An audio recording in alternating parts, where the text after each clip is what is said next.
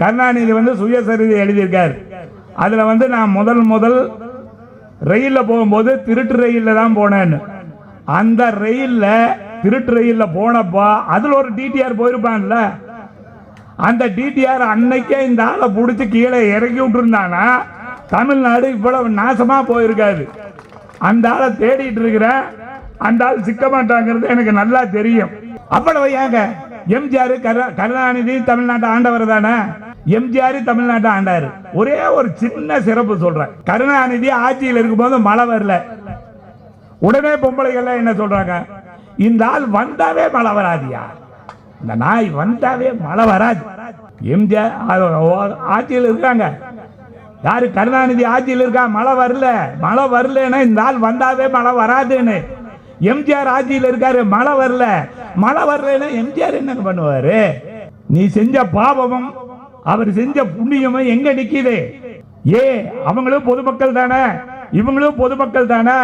அதே மக்கள் கிட்ட எம்ஜிஆர் போய் நிற்கும் போது என்ன வருது? அவர் ஆட்சியில் இருக்கும் போது மழை வரலன்னா அவர் என்னங்க பண்ணுவாரு? நீனா எப்படி சொல்றான்? நீ மனிதனாக வாழ்ந்திட வேண்டும், மனத்தில் வையடா. வளர்ந்து வரும் உலகத்துக்கே நீ வலது கையடா. தனி உடைமை குடுமைகள் தீர தொண்டு செய்யடா. தானா எல்லாம் மாறும் என்பது பழைய பொய்யடானா. பொய்யில கூட பழைய பொய்னு. அந்த மாதிரி இலங்கை தமிழர்களுக்கு கருணாநிதி செஞ்ச துரோகம் இருக்கு. உலக வரைபடத்தில் தமிழர் இல்லாத நாடு கிடையாது, ஆனா தமிழனுக்குன்னு ஒரு நாடு கிடையாது. அப்படி ஒரு தமிழ் இளம் அமையணும்னு ஆசைப்பட்ட கோடான கோடி தமிழர்கள் நானும் ஒருத்தன். ஒரு அரை மணி நேரத்தில் ஒரு 50,000 பேர்த்த அப்படியே 1.5 லட்சம் பேர் கொத்த சாகிறதுக்கு காரணமாக இருந்தவர் கருணாநிதி.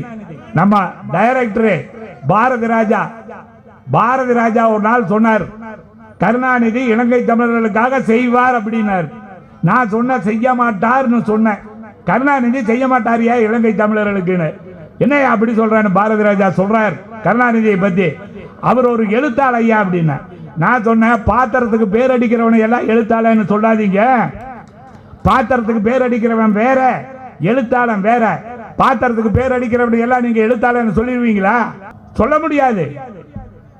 அந்த மாதிரி கருணாநிதி துரோகத்தை தவிர ஒண்ணுமே பண்ணல.